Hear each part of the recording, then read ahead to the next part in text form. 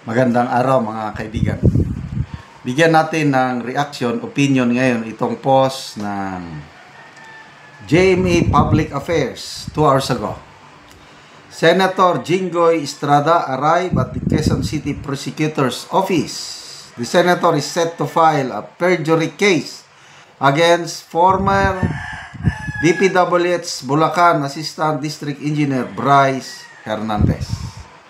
Okay, matatandaan na natin na idinawit ni Bryce Hernandez itong si Senator Jinggoy Estrada sa maanumalyang flood control project. So, excuse me ha. Ito yung matagal ko nang hinihintay na gawin ng mga idinawit. Dapat sampahan nila ng kaso kung walang katotohanan yung sinasabi kasi nakakasirang puri yung ganun.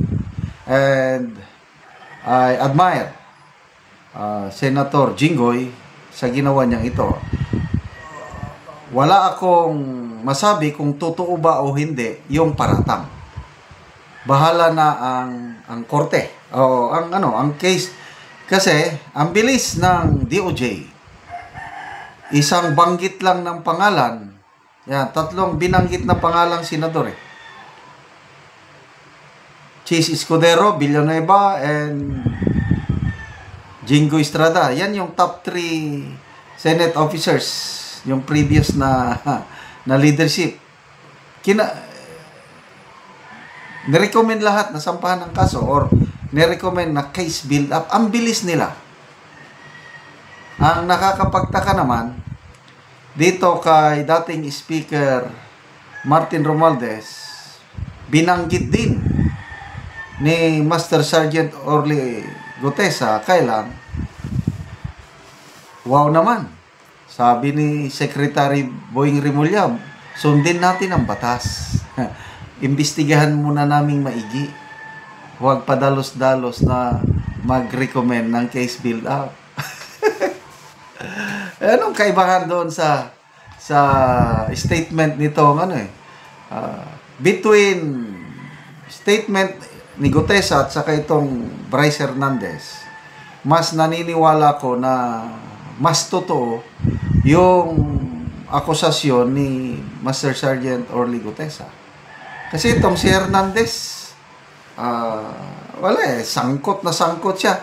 Grabe na mga ari-arian. Lamborghini ba yung kotse niya na worth 30 million? Ang sweldo niya nasa 50 to 60,000 a month lang. Imposibleng magkaroon siya ng ganong ari-arian. Diba?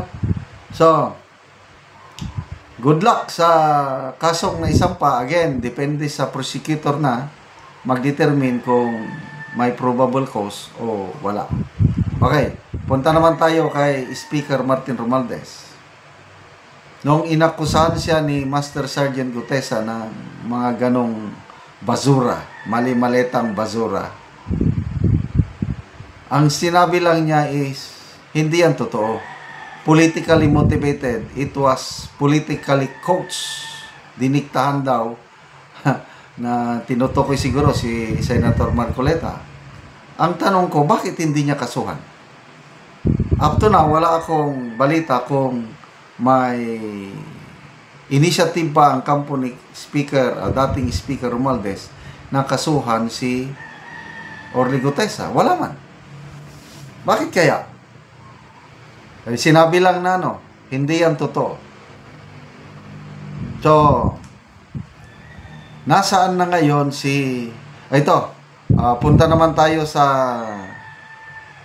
sino ang susunod na Blue Ribbon Committee Chairman. Dahil talagang final na, nag-resign na si Senator Lacson at pinagpipilian na lang kung sino. 5 pangalan ang nabanggit ni Senator Soto. Sino yung 5? Ejercito, Rafi Tulfo, Pia Cayetano, Kiko Pangilinan, and Risa Contiveros.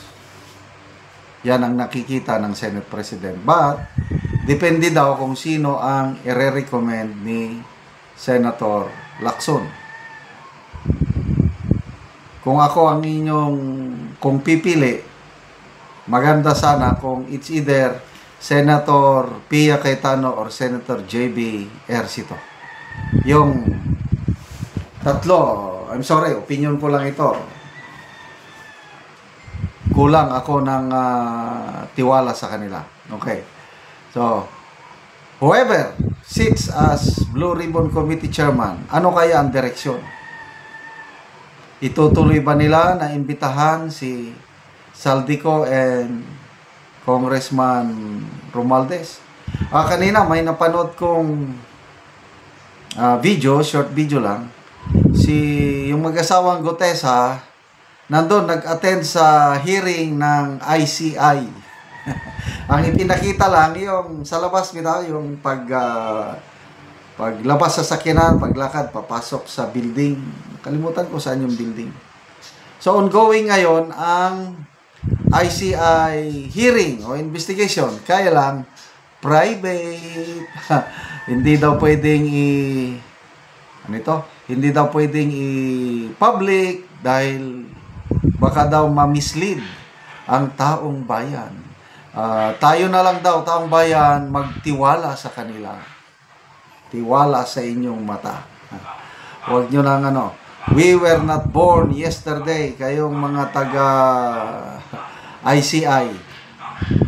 Mag-hearing na kayo hanggat sa gusto nyo. Basta ako, dahil sa ginagawang ganito na private hearing, wala na akong tiwala. Lalo na yung isiniwalat ni Congressman Edgar Erese na nakausap niya mismo ang isang ICI member, commissioner siguro. Magre-resign na rin dahil sa kawalan ng ngipin itong ICI, wala silang contempt powers. So, paano mo mapipilit ang isang tao, isang agency, maglabas ng dokumento? Wala. So, sana malalaman natin ang katotohanan kung sino kaya yung nakausap ni Congressman Edgar Erese na Basta ang, to me, pakita ang lang ito. It's just a show itong ICI. Not unless, isa lang kondisyon dyan ipakita nila, i-live nila. Baka pwede pang bumalik yung tiwala ko para ma-monitor natin. Ngayon na naka-private, alam nyo na. There's something fishy sa ginagawa ng ICI. Okay, salamat mga kaibigan sa inyong pag-subaybay sa ating channel. Nakakatulong kayo ng malaki sa tribong Talanding ng Bukidnon dahil ang income natin sa channel na ito, pantulong ito sa tribo na mimigay tayo ngayon ng mga libreng yero at pako para makapagpatayo sila ng mas maayos na tahanan. Panoorin nyo ang video na ito. Karon mo na niyang matagaan og yero.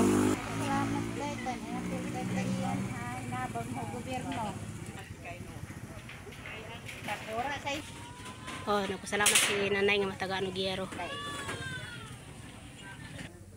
So kuan na kayo ang sulod ni nanay. So kung muulan, tulo na gyud Tulo na gyud. So tulo na gyud kayo ang kuan ni nanay. Ang balay. So gipangsapahan na lang gyud. Sapahan na gyud kay so si nanay mo na siyang yung balay nga tuluan na kaayo. So gipangsapahan na lang gyud. So nagpasalamat siya kay natagaan sa gyero. So nay unsa imong masulti nga natagaan ka gyero? Dako among pagpasalamat kay naapil mi aning hinabang masin na kaatok gyud ni nga dili nami tuluan. Kay kung wala mi naapil ani, tulo gyud ang among balay.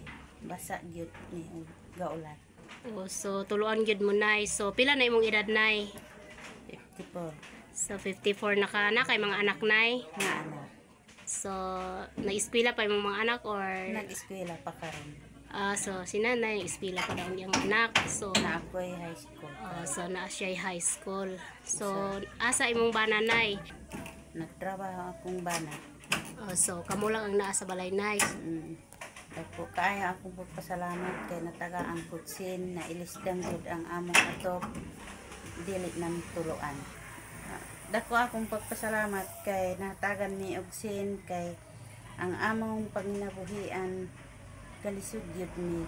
Busa ang among atop kun wala mi natagag hinabang di gyud mi Oo, kailis. so permi gyud mo tuluan nay. permanente gyud tulo ang among atop. Oo, sige Dako nay. kaayo akong pagpasalamat. Salamat sa nag-sponsor sa Oo, sige amo nay. na nagtabang gyud sa amo sa sin. Sige nay, salamat po.